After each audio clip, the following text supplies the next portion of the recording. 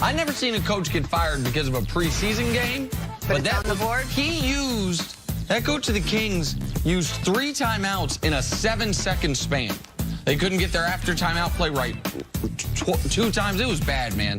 This is bad. I was peering in the little preseason basketball last night. This is a bad result for what could be the worst team in the league this year. Okay. Sacramento. All right, I'll take your word for it. Okay. The Kings are bad. Are we going back in time? Is this 5 years ago, 10 years ago, 15 years ago? That's the story of the Kings, right? The Kings are bad. Weber and Divac. That's not like a highlight like today, is it? I thought we were got in the time machine. You guys were going, it's like Throwback Well, I thought Friday. Jason Williams. Throwback Friday. Yeah, that's what I thought. Like, the Kings are bad. Really? Newsflash. Time for stories to start your morning, people. The Giants might have lost the game. They won the running back battle. Saquon Barkley, the Giants' first-round pick, 229 yards from scrimmage and a touchdown, including a number of very dazzling runs. See, what'd you make of Saquon's performance? I thought it was a really special performance, especially his ability to make people miss. I know he's got the blazing speed, only got timed in the combine at 4.4. He believes he can run a 4.2. So you could see, that's what he said in the telecast, bro. That's what he said.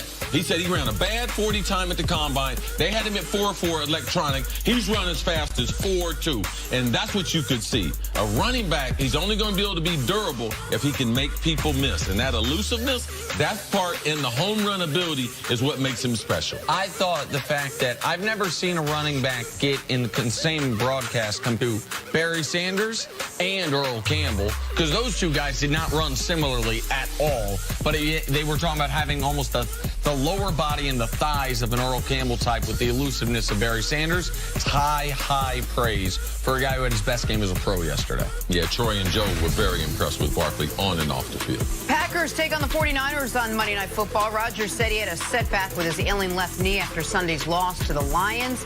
And there's a chance he might actually need a bigger brace moving forward. See, explain this. How could a bulkier brace affect him? Well, the reason the bulkier brace is because he's had some type of setback. That means that there's probably more movement in the knee joint, and they're just trying to stabilize it with heavier hardware. So, and when you add that to an athlete, especially someone like Aaron Rodgers or another skilled guy, there's a reason why you see very few running backs, very few wide receivers play with knee braces, because it really stops your lateral movement. As a quarterback, you can get away with it, but it's never a good thing, especially for an elite athlete. They don't want that heaviness on them, so it's an adjustment for him. Less mobility out of the pocket. It affects their overall offense and their ability to be able to throw the ball and to move the pocket if the offensive coordinator wants to. And even though Aaron Rodgers was off the injury report this past week, you watched the game, there were 3 separate instances where a fully healthy Aaron Rodgers would have just tucked and run for a first down. And instead, he tried to fit the ball into windows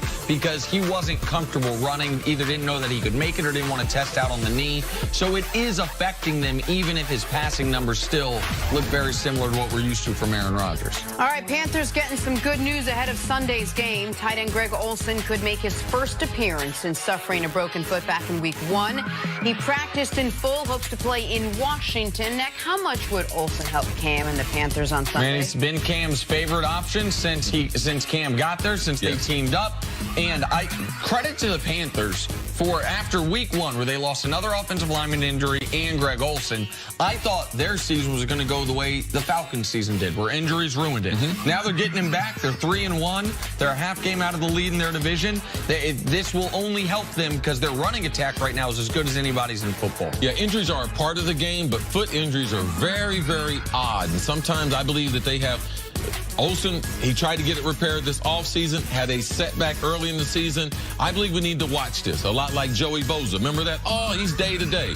Oh, it's been 2 months since we've seen him, so be careful. Would you have him on pitch count? Definitely got him on a pinch count, because I need him, man, in December and January. Hey, week, it's a day for a Pittsburgh Steeler to say something controversial. This week, Big Ben took the mic, stirred the pot, saying that he will push for James Conner to get more carries when Le'Veon Bell returns. Now, keep in mind, that is still weeks away. So good to know, Ben. Sunday, the Steelers look to climb above 500 when they visit their rival Bengals. Cincy, 4-1. CC, what do you expect in this game? Man, this is a big game for the Steelers. With them